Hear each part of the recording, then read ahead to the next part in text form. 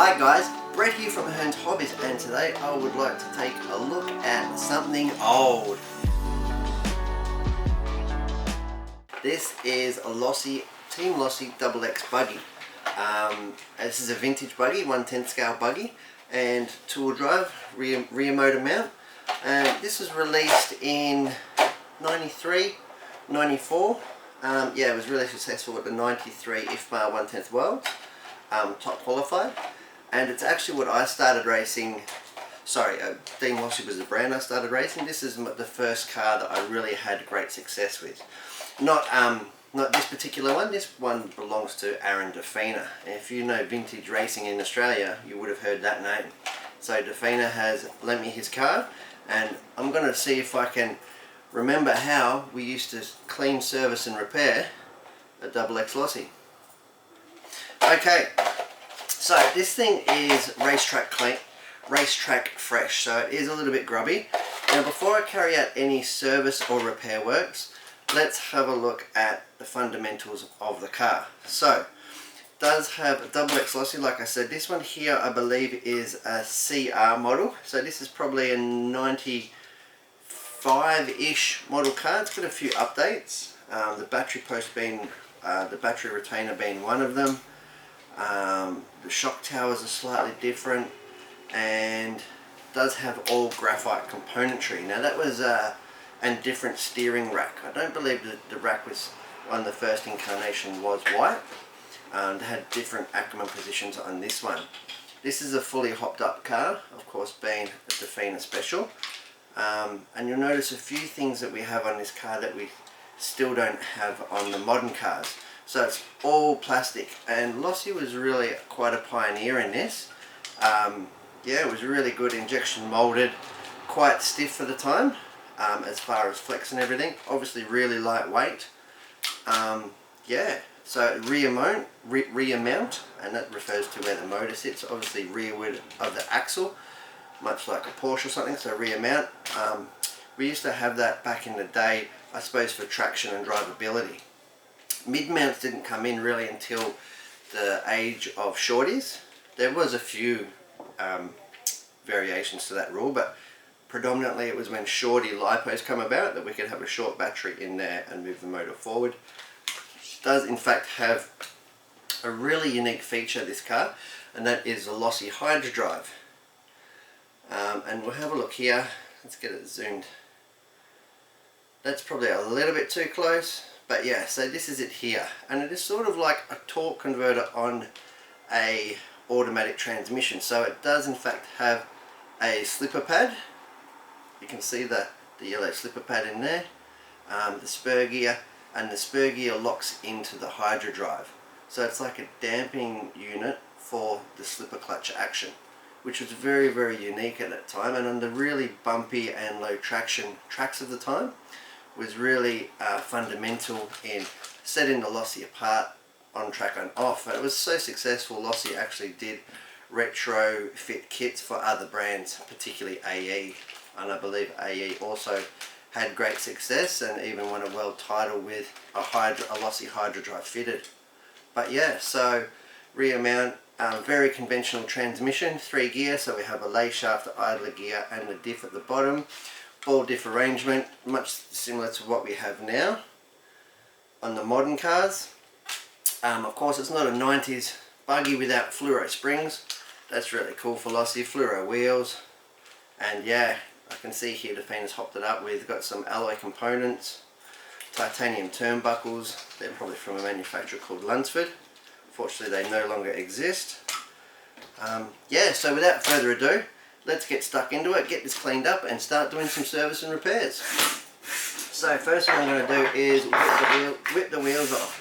Now you notice here I'm using MIP tools. And that's because I suppose this car is being American and of the 90s, it's all Imperial. So it's not, your metric tools won't fit it. You can try, but I think you'll just end up butchering it.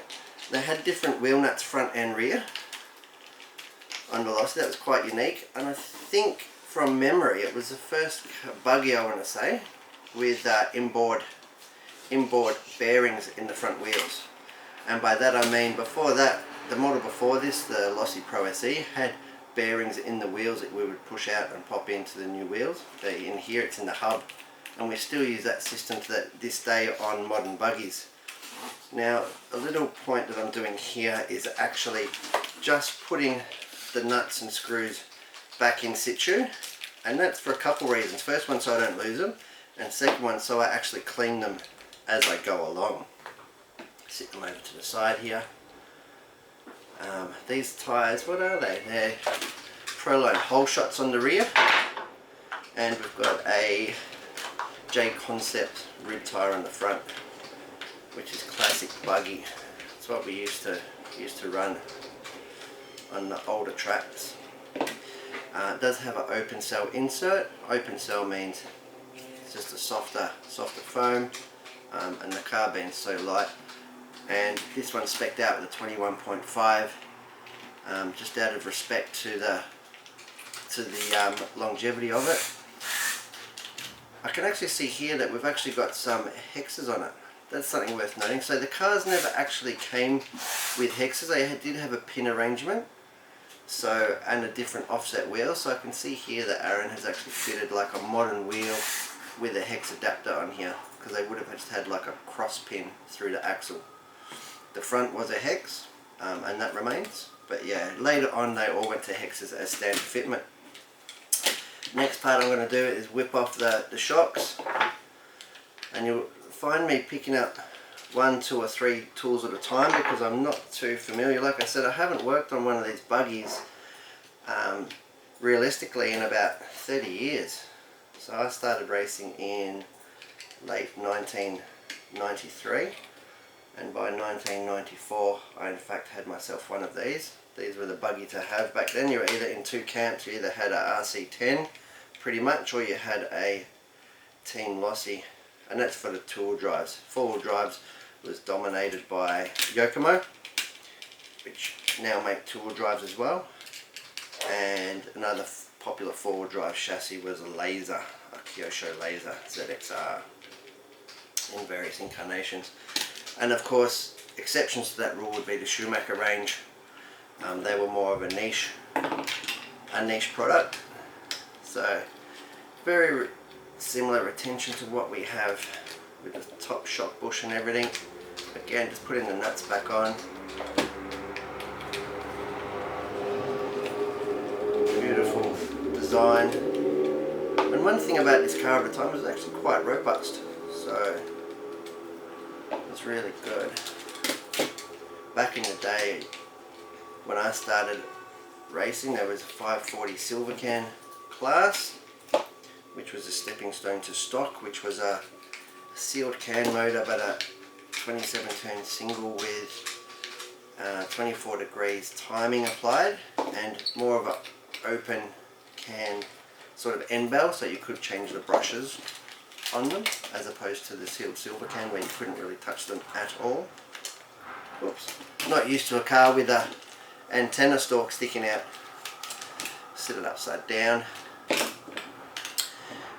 And obviously been really sympathetic to these MIP tools. Are great, by the way. It's handy when you're doing suspension, especially on a familiar car, if you put the screws back in, because you know exactly where they have to go.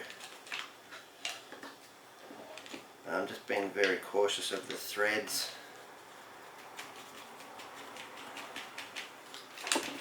Making sure they're all in good nick.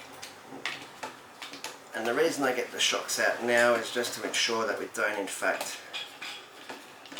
this one must have had a damaged thread at some point. You can see how tight it is. Probably means it's got a drop of super glue on it. So I have to be wary of that when it goes back in. I'm going to do a couple of episodes on this car. We'll do a first one, we'll do a fundamental clean. And this isn't something I'd probably do on race day unless I was actually repairing it. But definitely between races, it's nice to strip the car down and give it a bit of a clean. And that way you can see as well if anything's broken, damaged, cracked. It's not quite coming back to me yet, but this here used to be a swing front arrangement. I'm not going to take the whole front end off, but they did have a pivot on the front here, and it did make getting at the steering quite easy. So if you needed to change something that I had to do on this car that I'll never forget is cut the ears off of my Fet servo at the time, which was sacrilege. But yeah, you had to cut off one ear for it to mount in the chassis. And this here is a perfect example of what not to do with a hobby knife. But here I've got my 9 steps hobby knife. I'm just going to clean out these screw heads before I go sticking my Allen key in there, or Aaron's Allen key actually, because it's just going to damage the screw and the tool. And that's the perfect way to blunt your hobby knife and cut yourself all at the same time. Yeah, you never want to use an RC Racer's hobby knife as a rule. Well, they'll generally have two. One for this application and one for actually cutting things.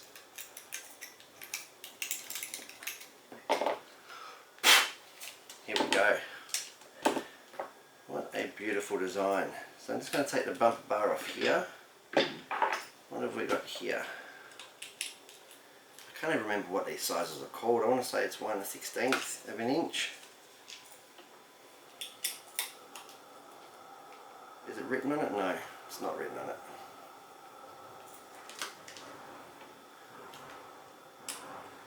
Now by taking this bumper bar off, it will let me get... The reason I want to get under here is because there's probably dirt and stuff stuck under it.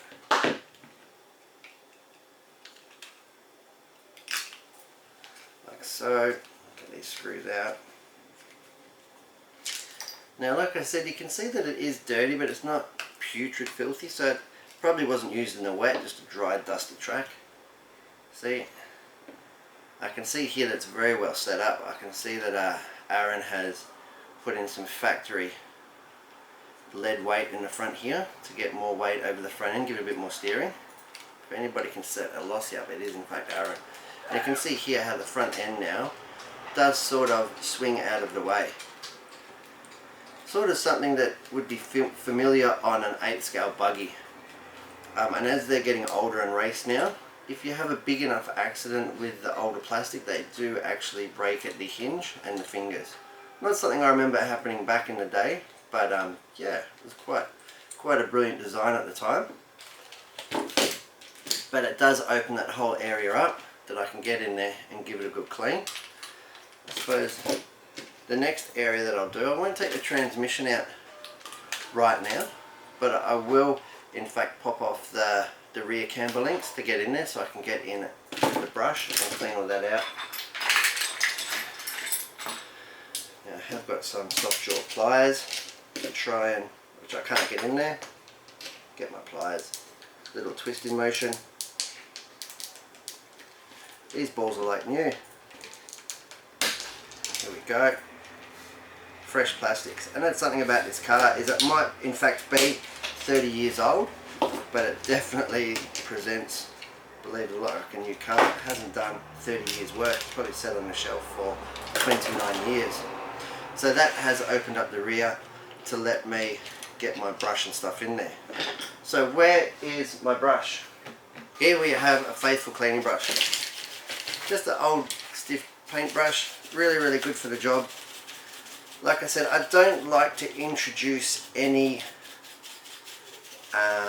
fluids as far as like simple green or WD-40.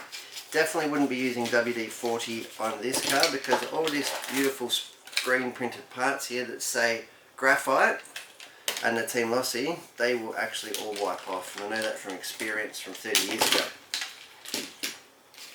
Saving up all my part-time job money to hop up my car with all graphite parts, and then which looked really cool, and then of course cleaning it after the first race meeting and wiping it over with WD-40 because it makes the plastics all nice, and wiped off all the cool riding.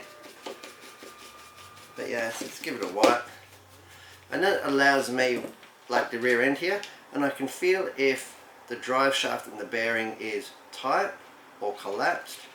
And also I can see if the hinge pin is bent on the rear here.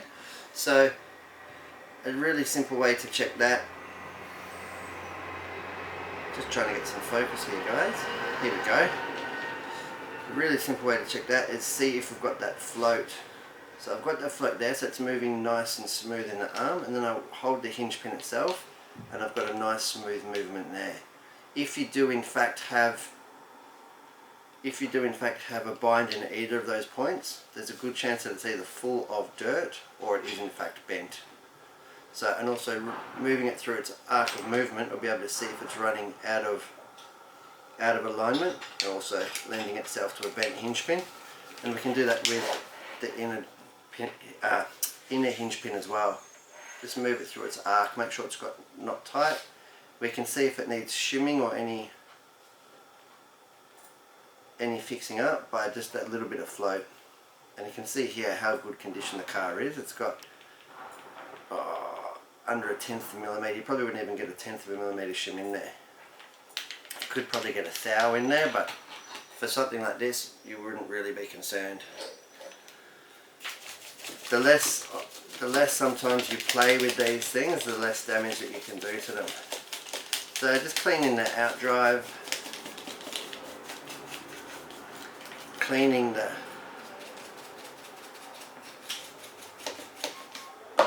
CVD. Now this would have been an optional extra too at the time. And I can see here by moving it at full deflection, sorry, I'm just going to have to focus a bit.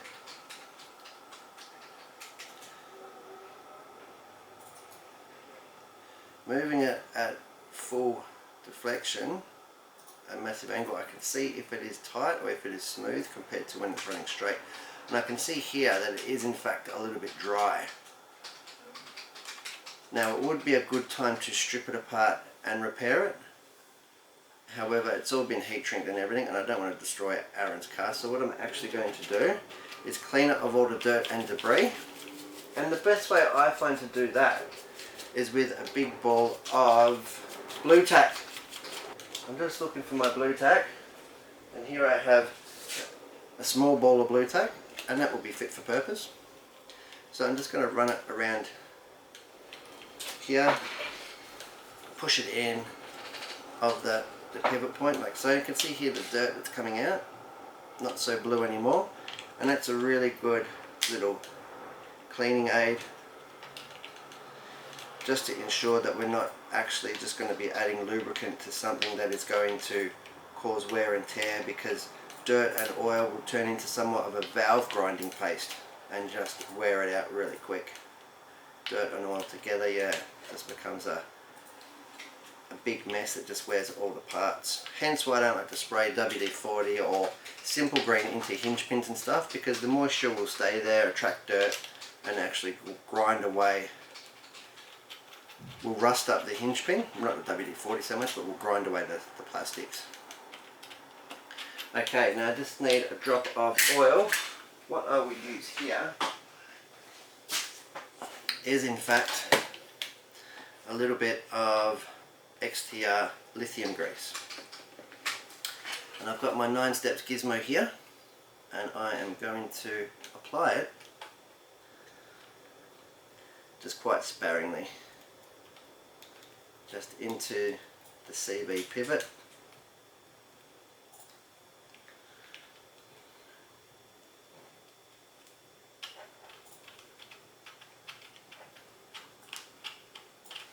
And already I can feel that it's worked its way in and freed up a lot of that barrel and pin assembly. I'm going to put another helping in there of the grease.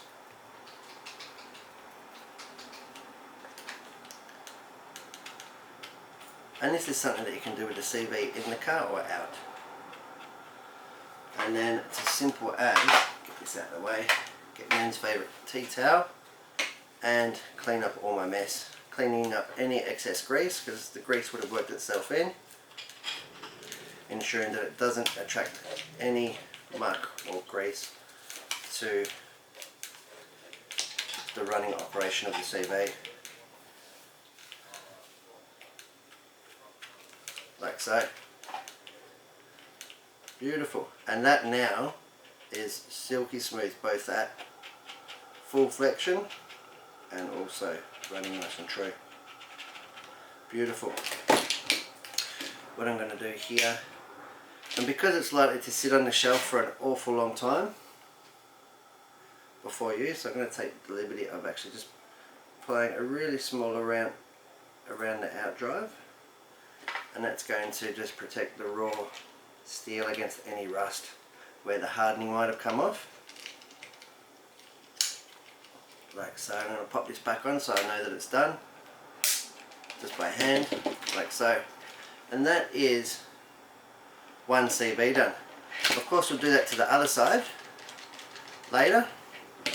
And that's why it's important to get all the dirt and muck out of the way before you start applying any greases or lubricants, because you don't want to actually be blowing any dust or dirt and debris into your freshly lubricated items. So that's the rear arm here. I'll do that CB later. Just going over the chassis, and it's at this point now where I'll probably start checking over the screws of some critical items, and by doing that I will usually unwind it a half a turn and wind it in. Now these are alloy screws, so you've got to be really careful here. Unwind it and wind it in. If you just continue to tighten up screws, they will in fact strip. So it's really good practice to unwind it and torque it back up,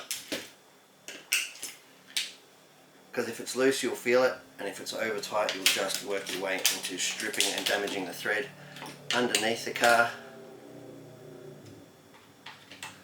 But being all plastic, they generally don't rattle apart, and the threads on this car are really good. This car is absolutely like new. I'm just again taking my 9-step hobby knife and using it really inappropriately, because my dirt picker is actually on my workbench at home. I do have an old Allen key tip which has been ground down and putting a handle, so I've ground it down almost just like a really small tip, and that's what I use to clean out my hex bolts. So if you have any old or worn Allen keys that you can't or don't want to put a tip in, it's handy just to grind it down or file it down just to a really small point, just for this exact application, to save you keep ruining your hobby knife.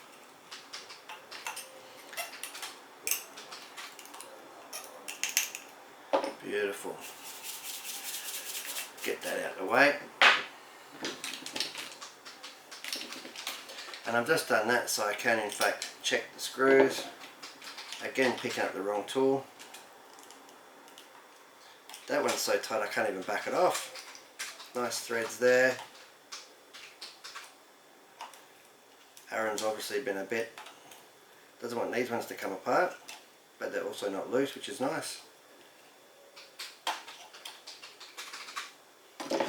Very good. Okay, so that is a dust off and the rear end. Now let's have a look at the front section here. So I can get right into the steering now. Get the dirt out of that hinge pin. Get into here.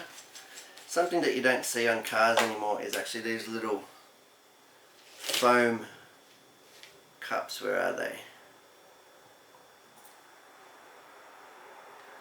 These little foam cups here in between the ball cups, and that was a feature that was new in box on the Team Losi's, and that was to keep the dirt out of your ball cups. Really good idea at the time, but most of the time we never replaced them as racers. Goes to show how new this car is, the fact that they're still there in situ. You can see here that it's got optional, I believe, steering blocks, so they're marked with 25 degree. I'm getting close. I think standard was 30, this one here is 25. Again, more tuning in setup from Aaron Defina, or could have been standard fitment on this car being a CR. Like I said, I'm going back in time here, doing this in 30 years after I actually drove and raced one, not having one since. But you'll see this car and many others down here in Victoria, or even Australia wide, in the vintage bash race series, which is really cool. So it gives us a place and a platform to bring out all the old cars and enjoy it seeing them go around as we did all those years ago, taking part. A lot of people collect them. Yeah. Alright, so I'm really happy with that. I'm just going to check these bell crank screws, make sure nothing's loose here. That one was actually a little bit loose. That one's all nice. Beautiful. I'm glad I checked that because that was actually loose, the steering bell crank, and that will definitely cause you heartache if that comes apart. Nice long screws here that go all the way into the main chassis through the servo mount. Get these back on and then I can clean the underside. Get the bumper back on and we'll call this tidy up, all done. Okay, dusting off. You can see here we've got the table receiver. We've got the electronic speed controller here. Back in the day we used to have them a lot of the time on the shock tower here. They were a little bit smaller I think, but they had a big MOSFET heatsink on them, and that saved running the receiver wire under here. If you did mount them on this side, which is really cool as well, the sub C packs actually had obviously humps in them from being a saddle pack, so we could run the receiver wire under there. I can see that Aaron here, because we're using lipo packs these days, has put little carbon fibre raise plates in there to get a provision for his receiver wire to have the speed controller mounted on the chassis there. And I bet he would have done that for exact 50-50 weight balance. And the thing that gives that away to me is the fact that he's actually got 5 gram weights either side of the receiver to balance exactly that of the ESC and the fan mounted here. So this car is dialed in. Just going to clean this up here, the underside of the arms. We can go ahead and put this bumper bar unit on now. Back where we started. Again with the wrong tools. Here we go. No. This one.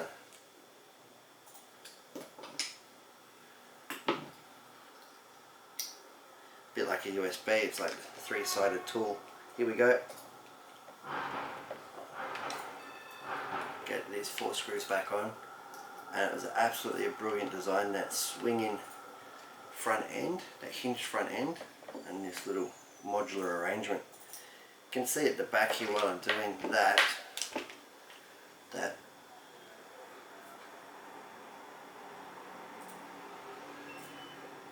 you can see at the back here as well is also a modular arrangement. You can take off these 4 here and the 2 that hold in the bulkhead and remove the whole rear of the car for servicing. And they didn't have, like the modern cars, A, B, C and what we call D blocks. You could just change this rear plate here, this whole rear plate, and that would change your anti-squat and your toe. So I think that was 2 degrees and 4 degrees, and you could also change from hub toe in the rear hub here as well. Instead of pills, it was just new molded hubs. So nowhere near adjustable as the current generation of cars, but adjustable nonetheless.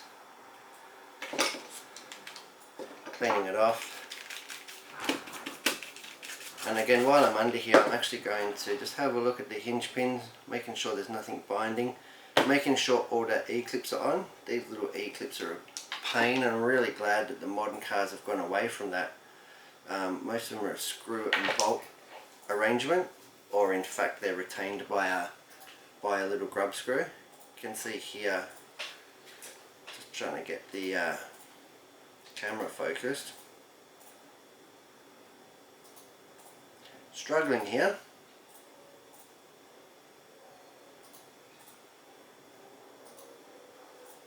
Just a little bit tight.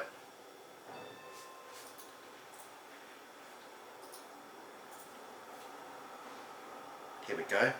Sorry about that. So you can see here these little E-clips. These are prone to flicking off, especially when you've serviced or worked on your car. So it's important to keep them on, because without that on, it can slide out front or back. You can see here that this one's missing the E-clip on the underside, but that's very rarely is it going to fall out from the top. If it was missing the top one, that would be a problem because the hinge pin would in fact just drop out the bottom.